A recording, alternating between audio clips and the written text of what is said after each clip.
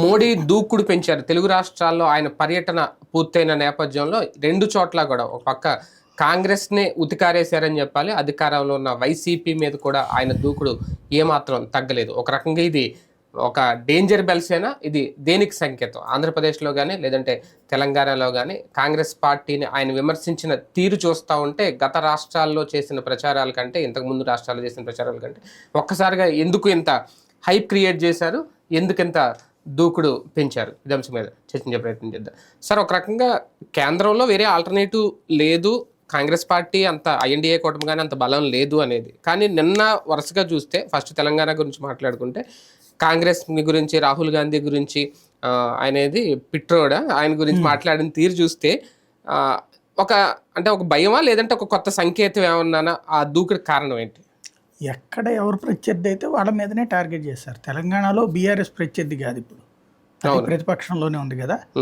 BRS lime light లో ఇప్పుడు fight లోకి వద్దామని ట్రై చేస్తుంది. కేసీఆర్ వచ్చాక కొంచెం ఊపు వచ్చింది, కానీ మొన్ననే ఓడిపోవడం, అది కూడా సుదీర్ఘకాలం 10 ఏళ్ళ అధికారంలో ఉండటంతో అది ఒక రకంగా చెప్పాలంటే మెయిన్ కాంపిటేటర్ గా నిలబడలేదు అక్కడ.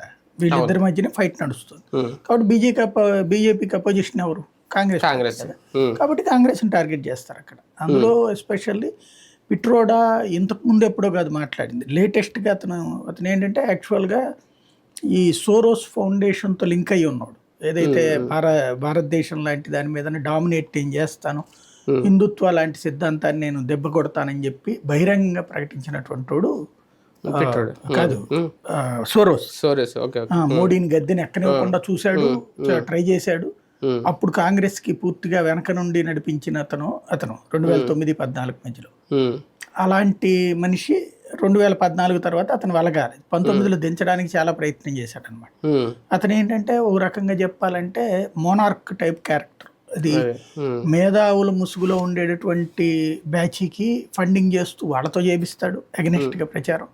ఇప్పుడు మాక్సిమం మన దేశంలో కమ్యూనిస్ట్ ఐడియాలజిస్టులకు ఎక్కువ ఫండింగ్ వచ్చేది వాళ్ళ నుంచి, వాళ్ళ వెబ్సైట్లు అవన్నీ. అట్లాగే సెకండ్ ఏంటంటే ఎడమెంట్ కూడా, అంటే ఆయుధాలు ఇచ్చి యుద్ధాలు చేయించే క్యారెక్టర్ వాడు. కొన్ని చిన్న చిన్న దేశాల్లో అట్లాంటి గొడవలు పెట్టినవాడు. శ్రీలంకలో గొడవలకు కానీ వీటన్నిటి వెనకాల ఉన్నాడు వాడేనమాట. వాడు 2 రకాలు చేసే క్యారెక్టర్ వాడు. ఆ టైప్ వాడికి ఈ పిట్రోడా క్లోజ్ బాగా. ఈ పిట్రోడా అనేటువంటి వ్యక్తి వాస్తవంగా రాహుల్ గాంధీ అంకుల్ అని పిలుస్తుంటాడు అతన్ని. మీకు ఓవర్సీస్ ఎక్కడ ప్రోగ్రామ్ జరిగినా అతనే ఆర్గనైజ్ చేసేది. ఓవర్సీస్ కాంగ్రెస్ పార్టీ అధ్యక్షుడు కూడా అతను. ఈ మధ్య వరుస పెట్టి ఇంటర్వ్యూలు ఇస్తున్నాడు. ఆ ఇంటర్వ్యూల్లో ప్రధానమైనటువంటి వర్డింగ్ ఒకటి, అతని మూలంగానే అసలు బీజేపీకి ఒక ఆప్షన్ దొరికింది. అంటే ఇప్పటిదాకా మోడీ నేను ఇట్లాగా చేశాను నాకు ఓటేయండి అని అడుగుతున్న మనిషికి అది ఎన్ని రోజులు మాట్లాడతారు అదే మొక్క జనంలో. దానికి ఒక అగ్రెసివ్ టచ్ ఇచ్చినటువంటి వాడు పిట్రోడా. ఏమని అంటే ఈ కమ్యూనిస్టుల నక్సలైట్ల భావజాలంతో కూడినటువంటి ఒక wording first Rahul Gandhi start చేశాడు ఇంటర్వ్యూ. ఏమని, పేదవాళ్ళ దగ్గరికి లక్షాధికారులు చేస్తాను నేను, ఎట్లాగా అంటే పెద్దవాళ్ళందరి దగ్గర నుంచి వాళ్ళది రివ్యూ చేస్తాను, వాళ్ళ ఫైనాన్షియల్ సిచ్యుయేషన్ అంతా, దాని నుంచి డబ్బులు తీసుకొస్తాం, 5 ఇచ్చి ఇస్తామని. ఎక్కడి నుంచి తెస్తారు అని అడిగేటటువంటి సందర్భం. అంటే ఒక రకంగా చెప్పాలంటే బిలియనీర్లని లక్షాధికారులుగా మార్చేస్తారనమాట. అది పేదవాడిని లక్షాధికారిగా తేవాలంటే బిలియనీర్ల దగ్గర డబ్బులు కొల్లగొడతాం. అది ఎలా సాధ్యం అంటే దానికి ఈ పిట్రోడా చెప్పినటువంటి ఫార్ములా ఏంటయ్యా అంటే, అమెరికా లాంటి చోట్ల వెల్త్ పన్ను ఉంటుంది, వెల్త్ ట్యాక్స్ అనేది. అది ఎలా ఉంటుందంటే, ఇప్పుడు మనకి మన దేశంలో ఇప్పుడు ఒక మనిషి చనిపోయిన తర్వాత వాళ్ళ పిల్లలకి ఆస్తి వస్తుంది. ఆడ మగ ఇద్దరికి కూడా 50-50 అనేటువంటిది ఉంది. లేదా ముందుగానే రాస్తే గనక అబ్బాయికే ఆస్తి హక్కు అంతా వెళ్తుంది, అమ్మాయి సపోర్ట్ చేస్తుంది. లేదా రాయలేదనుకోండి, ఇద్దరు 50-50 తీసుకోవాలి. ఇది మన దేశంలో ఉన్నటువంటి చట్టం.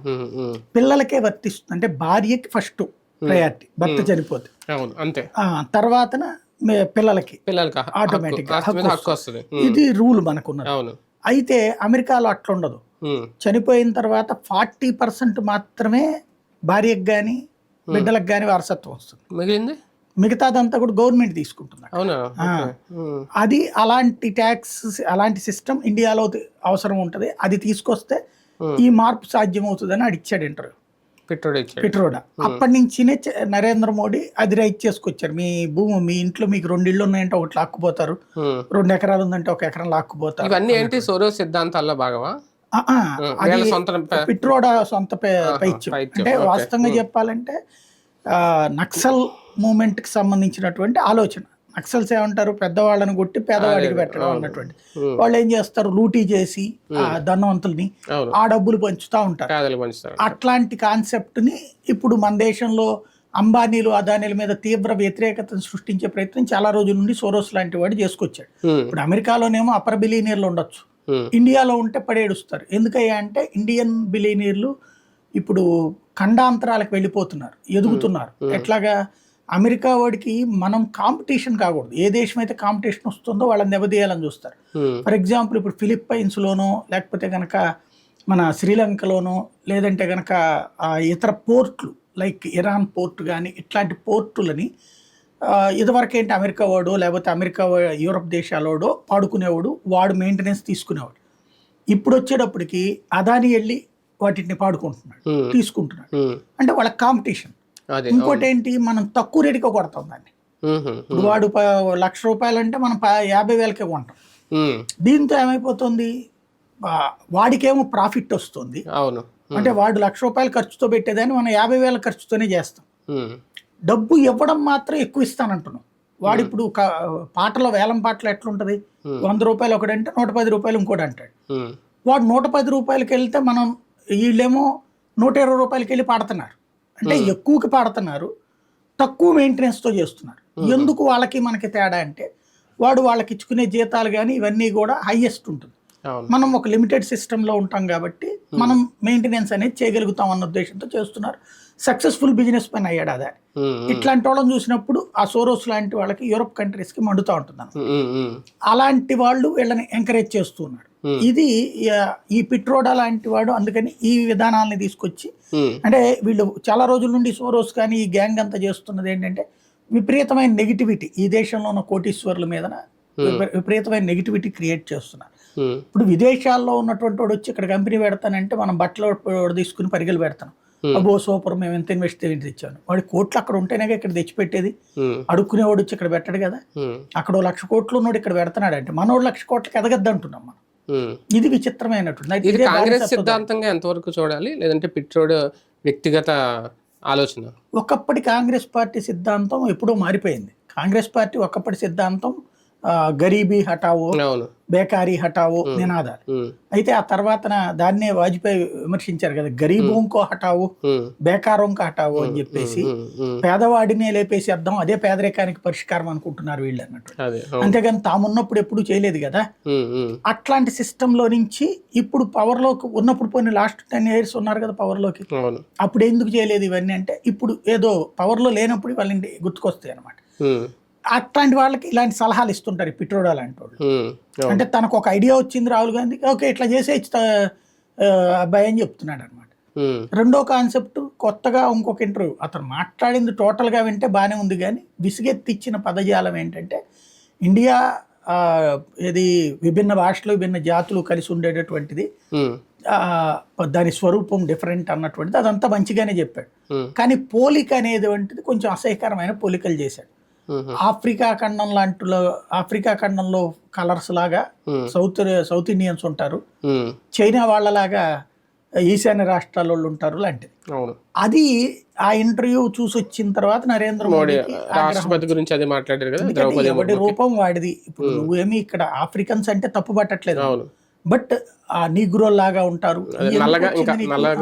అంటే కలర్ గురించి నీకు ఎందుకు వస్తుంది ఇక్కడ వివక్ష, లేకపోతే అసలు కలర్ కాంప్లికేషన్స్ గురించి మాట్లాడాల్సిన అవసరం ఏమైనా ఉందా?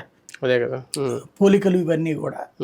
కాకపోతే అందరూ కలిసి జీవిస్తున్నారు అన్న చెప్పడం తప్పులేదు. అంటే ఆయన ఉద్దేశం కలర్ గురించా ఒక జాతి గురించా? జాతి గురించి అతను చెప్పింది ఉద్దేశం మంచిదే, దాని పోలిక తప్పు. అంటే ఇలాగ భిన్న జాతులు ఉన్నాయి. మామూలుగా ఇప్పుడు వాళ్ళని నల్ల జాతీయులు అంటారు అన్నది మాత్రం అనకూడదు కదా. నల్ల జాతీయులు అంటాం క్రైమ్ అక్కడ. అదే అవును, నల్ల జాతీయులు అన్నందుకే కదా క్రైమ్ అక్కడ ఆ దేశంలో అది ఉంది. మన దేశంలో అట్లాంటి చట్టం లేదు కాబట్టి అంటున్నారు. ఎక్కడైనా ఎస్సీ ఎస్టీలను కులం పేరుతో దూషిస్తే చట్టం ఉంది కదా. అక్కడ నల్ల జాతీయులని ఆ వర్గం పేరుతో అంటే కనుక ఆటోమేటిక్ గా కేసు అవుతుంది అక్కడ. అదే ఇండియాలో ఏగే చట్టం లేదు కాబట్టి అనేసాడు అనమాట. ఇక్కడ భిన్న భాషలో భిన్న అంటే ఇప్పుడు అమెరికన్స్ తెల్లదొరలా అంటారు. అంటే బ్రిటిష్ వాళ్ళు ఎప్పటి నుంచో అది కొంచెం వాడుక భాష లాగా వస్తా ఉంది కదా, ఉండద్దని కదా మనం అనేది. మన దేశంలో కూడా ఇదివరకు కులాల పేరుతో మాట్లాడుకోవడాలు ఇవన్నీ ఉన్నాయి. ఇప్పుడు కుల దోషాన్ని ఎందుకు చట్టం చేసాం మనం? అదే అవును, అది తప్పని కదా. అవును, ఇప్పుడు ఆ తప్పుని కాంగ్రెస్ ఎట్లా చేస్తుంది? సుదీర్ఘకాలం పాటు ఉన్నటువంటి పార్టీ. అది నిన్న బాగా కోపం తెప్పించింది ఆయనకి, మోడీ. పిట్రోడా మాటల వల్ల కాంగ్రెస్ పార్టీకి ఇప్పుడు వ్యతిరేకత పెరుగుద్దా? ఆ పాయింట్ నరేంద్ర మోడీ రేజ్ చేశారు కాబట్టి ఇప్పుడు దాన్ని ఒక రకంగా తెలంగాణ వచ్చి దాన్ని చాలా భూతద్దం అనే పదం వాడకూడదేమో, చాలా పెద్దగానే చూపించారు, మైక్రోస్కోప్ పెట్టి చూపించారు.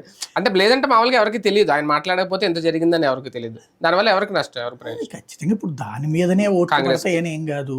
ఒక టాపిక్ దొరికింది, ఎలక్షన్స్ టైంలో పరిగెడతా ఉంటాం. అవును, ఏ టాపిక్ దొరికితే అది పట్టుకుని ఏకేస్తాం, అది ఒక టాపిక్ అంతే. కాకపోతే అది మోడీని నిన్న ఆయన ఉపన్యాసపు సరళి చూస్తుంటే మోడీలో సాధారణంగా మనం అగ్రెసివ్నెస్ చూడం, చాలా అగ్రెసివ్నెస్ వచ్చింది, కోపం వచ్చింది ఆయన. అది వ్యక్తిగతంగా ఆయన ఫీల్ అయ్యాడు, ఏంది ప్రజాలం ఇది అనేది, అంతే తప్పించి అందులో వేరేగా ఏం కనిపించట్లేదు. అంటే కించపరచడం అనేది ఆయనకి నచ్చలేదు, కించపరుస్తూ ఆ తరహా వ్యాఖ్యలు చేయడం. అదే టైంలో అధికారంలో వైసీపీ మీద కూడా టార్గెట్ పెంచారా? మొన్న ఇక్కడ మాట్లాడినప్పుడు, ఆంధ్రప్రదేశ్లో మాట్లాడినప్పుడు కూటమి వల్ల పెంచాల్సి వచ్చింది. ఖచ్చితంగా. అంటే మనం ఇంతకుముందు కూడా అనుకున్న చిలకలూరుపేట సభ అప్పుడు కొంత అంటే అరమరికలు లేనటువంటి స్నేహం రాలా అప్పటికి. కానీ ఎంత అగ్రెసివ్నెస్ అక్కడ లేదు, ఎంత దూకుడు కనబడలేదు. అదే అనేది అప్పుడు వచ్చిన ఫీడ్బ్యాక్ ఉంటుంది కదా, వీళ్ళు సొంత పార్టీ వాళ్ళు చెప్తారు కదా ఇట్లాగేం అనలేదని చెప్పేసి, వైసీపీని పెద్దగా ఏమనలేదని జనం ఫీల్ అవుతున్నారు అనేది. ఇక్కడ ఓట్ ట్రాన్స్ఫర్ కావాలి, తెలుగుదేశం ఓటర్ బీజేపీ వైపుకి వెయ్యాలి కదా. బీజేపీ వాళ్ళు ఇప్పుడు 10 అసెంబ్లీ స్థానాలు, ఒక 6 ఎంపీ స్థానాలు పోటీ చేస్తున్నారు. వాళ్ళకి పడాలంటే తెలుగుదేశం వాళ్ళే కదా వేయాల్సింది. తెలుగుదేశం వాళ్ళు ఆ అగ్రెసివ్నెస్ క్రియేట్ చేయాలంటే తెలుగుదేశం వాళ్ళకి అంటే మోడీ బాగా మాట్లాడాడు అనే ఫీలింగ్ రావాలి. అది ఇక్కడ క్లియర్గా కనిపించింది. అంటే వైసీపీని పెద్దగా చూసి చూడనట్టు పోతున్నారనే ఫీలింగ్ కాకుండా వైసీపీని ఫుల్ ప్లెడ్జ్డ్గా టార్గెట్ చేయడం అన్నటువంటి. అయితే అక్కడ కూడా తన జాగ్రత్తని పాటించారనమాట. అంటే చంద్రబాబుని క్రిందసారి మాట్లాడినట్టుగా కాకుండా జగన్ విషయంలో జగన్ వ్యక్తిగతంగా నిందించాల. అంటే అప్పుడు కారణం కూడా ఉంది, చంద్రబాబు నాయుడు ఆయన వ్యక్తిగతంగా నిందించాడు కాబట్టి మోడీ కూడా వ్యక్తిగతంగా జగన్ టార్గెట్ చేసినట్టు ఎక్కడ కనిపించలేదా? వైఎస్ఆర్ కాంగ్రెస్ పార్టీ గవర్నమెంట్ అంటే జగన్ గవర్నమెంటే కదా. అదే అవును, అంటే వ్యక్తిగతం అంటే ఓకే, కానీ ఇంకా జగన్ టార్గెట్ చేసినట్టే కదా. గవర్నమెంట్ జగన్ అవినీతి చేస్తున్నాడు చెప్తున్నాడు. అదే అంటే జగన్ అవినీతి పరుడు, జగన్ వచ్చిన తర్వాత పోలవరం ఆగిపోయింది. అంటే ఒకప్పుడు ఏటీఎం కార్డులా వాడుకున్నారు పోలవరాన్ని చంద్రబాబు, అంత స్థాయిలో కాకపోయినా ఇంచుమించు ఆ స్థాయిలో మాటలు అది వ్యక్తిగత టార్గెట్ కాదా అంటున్నా. ఇప్పుడు ఒకసారి బాబు తన కొడుకు కోసం చేస్తున్నారు, ఇది లోకేష్ కప్పిత, ఇట్లాంటి కాన్సెప్ట్లు వచ్చినాయి. ఇప్పుడు అట్లాంటిది ఏమీ రాలా, ఎందుకంటే ఇతను కూడా ఫ్యామిలీ నేను తీసుకురాలేదు కదా. అప్పుడు లేకపోతే షర్మిలాకా బ్రదర్ అనేవాడేమో, షర్మిలాకా సోదరు అనాల్సి వచ్చేదేమో, లేకపోతే భారతీయ హస్బెండ్ అనాల్సిన అవసరం రాలేదు కదా. అట్లాంటి ఏం జరగలేదు కదా ఇక్కడ. కాబట్టి మిగతాది అవినీతిని చాలా క్లియర్ గా పెద్దిరెడ్డి రామచంద్రారెడ్డిని టార్గెట్ చేశారు.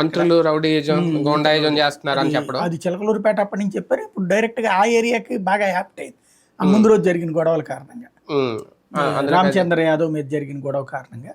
రాజంపేటలో కరెక్ట్ యాప్ట్ అయింది, చాలా ఘాటుగానే విమర్శించారు. అది పైగా అది మిథున్ రెడ్డి నియోజకవర్గం కాబట్టి ఒక కోణంలో చూస్తే జగన్కి లేదంటే మోడీకి, బీజేపీకి, వైసీపీకి ఒక సంబంధం ఉంది బిహైండ్ అని మొన్నటి వరకు ఉన్న దాని మీద మా ఇద్దరి మధ్య ఏం లేదని చెప్పే ప్రయత్నం అన్న చేస్తున్నారు. ప్రత్యేకించి చెప్పక్కర్లేదు కదా. ఇప్పుడు జనానికి మౌనం కదా కమ్యూనికేట్ చేసింది అది. ఇప్పుడు అట్లా లేదని చెప్పాల్సిన అవసరం కూడా వీళ్ళకే ఉంది, అంతే కదా. ఆయన మాటల్లో ఎప్పుడు తేడా లేదు. ఇప్పుడు ఇంత ముందు వచ్చి మాట్లాడి వెళ్ళినప్పుడు, గతంలో జగన్ ఉన్నప్పుడు మాట్లాడి వెళ్ళారు కదా వైజాగ్, అప్పుడు కాంగ్రెస్ని తిట్టారు, ఇప్పుడు వైసీపీని తిట్టారు. సింపుల్. ఎందుకని రాజకీయమే, ప్రోగ్రామే కదా. అవును, రాజకీయ పరమైనటువంటి కౌంటర్ వేశారు అనమాట. అది ఈ వ్యాఖ్యలతో భారతీయ జనతా పార్టీ సింగిల్ గా ఎదగడానికి ఇప్పటి నుంచే ప్రయత్నం చేస్తుందని అనుకోవచ్చా? ఆ ప్రయత్నం ఏమైనా కనిపిస్తుందా? అంటే భారతీయ జనతా పార్టీ సింగిల్ గా ఎదగడం అయితే ఎన్డీఏ అండ కదా. ఆయన పదే ఎన్డీఏ గవర్నమెంట్ వస్తుంది, రౌడీలు అంతు చూస్తుంది, ఎన్డీఏ గవర్నమెంట్ వస్తుంది, పరిపాలన సవ్యంగా చేస్తుంది, ఎన్డీఏ గవర్నమెంట్ వస్తుంది, మొత్తం వ్యవస్థను బాగు చేస్తుంది అని చెప్తున్నారు. కానీ బీజేపీకి ఓటేస్తే ఎట్లా జరుగుద్దని చెప్పలేదు కదా. కాబట్టి ఆయన అట్లాగా డిజోన్ చేసుకోవాలి, ఓన్ చేసుకున్నారు. ఎన్డీఏ ఓన్ చేసుకున్నారు, ఎన్డీఏకే అధికారం ఇవ్వని కూడా అడిగారు. అంటే బిహైండ్ ద టార్గెట్ గానీ ఒక ఎజెండా గానీ సెపరేట్ గా బీజేపీకి ఏపీలో ఉన్నట్టుగా ఇప్పుడే ఉండదు, అది ఆఫ్టర్ ఎలక్షన్స్ పొజిషన్ బట్టి ఉంటుంది తప్పించి ఇప్పుడైతే కలుపుకుని తీసుకెళ్లాలి గెలవాలన్నటువంటి ఉద్దేశంతోనే ఉంది. మోడీ వచ్చి జగన్ టార్గెట్ చేయడం ఒక రకంగా బూస్టే తెలుగుదేశం పార్టీకి. అది ఎంతవరకు ప్రజల మీద ఓటింగ్ మీద ప్రభావితం ఉంటుంది అసలు? అంటే భారతీయ జనతా పార్టీ ఓటర్లలో 3 రకాలు ఉన్నారు. ఒక వర్గం hard core BJP fans Telugu Desam పార్టీని అంగీకరించలేకపోతున్నారు. ఒక వర్గం వచ్చేటప్పటికి తెలుగుదేశం అంటే ఇంట్రెస్ట్ ఉన్న బీజేపీ కార్యకర్తలు, నాయకులు, వాళ్ళు ఖచ్చితంగా తెలుగుదేశంతో పొత్తు ముందు నుంచి కోరుకున్నారు. వాళ్ళకి అక్కడ ఖచ్చితంగా వాళ్ళు ఓటేయడానికి సిద్ధంగా ఉన్నారు. మధ్యలో ఒక వర్గం ఉంది, వాళ్ళు బీజేపీ మాట శిరోధారి, కానీ తెలుగుదేశం పార్టీ అంటే కొంత చిరాగ్గా ఉన్నారు, బయాస్డ్గా ఉన్నారు. వాళ్ళకి ఇప్పుడు ఒక సందేశం ఇచ్చినట్టు, వాళ్ళని లేదు మనం తెలుగుదేశంతో కలిసి వెళ్ళాలా, గెలవాల్సిందే అన్నటువంటి. అంటే వీళ్ళు ఎక్కువ సంఖ్యలో ఎంత సంఖ్యలో ఉన్నారన్నది పక్కన పెట్టండి. ఆ ఊగిసలాడుతున్నటువంటి Bharatiya Janata party hard core ఫ్యాన్స్కి ఒక సందేశం ఈ 2 వర్గాలకి. ఊగే వర్గం, ఈవెన్ బాగా హార్డ్ కోర్ బీజేపీ ఫ్యాన్స్ కూడా లేదు మనం గెలిచి తీరాలి ఇక్కడ అన్నటువంటి ఒక మెసేజ్ ఇచ్చారు. ఒక రకంగా టెన్షన్ పుట్టిస్తుందా ఈ పరిణామం? ఖచ్చితంగా జగన్ టీంకి అయితే ఒకసారిగా షాకింగ్ పరిణామమే. ఎందుకంటే చిలకలూరుపేట చూసుకుని సంతోషపడ్డటువంటి వాళ్ళు ఇప్పుడు చూసేటప్పటికి ఈ ఇంపాక్ట్ ఎట్లా ఉంటుంది, ఇప్పటికే ఒక పక్కన షర్మిల ఇంపాక్ట్, లేకపోతే కనుక వీళ్ళందరూ ఇన్ని వైపుల నుంచి విరుచుకుపడుతున్నారు, మన పరిస్థితి ఏంటి అన్నటువంటి సిచ్యుయేషన్, అది కొంచెం బలంగా భయపడుతుంది ఆటోమేటిక్. రైట్, చూద్దాం. మోడీ దూకుడైతే పెంచారు, ప్రచారం అయితే పూర్తయిపోయింది ఆంధ్రప్రదేశ్లో. ఇక టైం కూడా మామూలు ఓవరాల్ ప్రచారం కూడా టైం కూడా లేదు కాబట్టి ఏం జరగబోతుందో నిజంగా మోడీ వ్యాఖ్యలు, కూటమికి ఆయన ఇచ్చిన సపోర్టు ఏ స్థాయిలో రేపొద్దున్న ఓటర్ల మీద ప్రభావితం చూపిస్తుంది, వేచి చూద్దాం.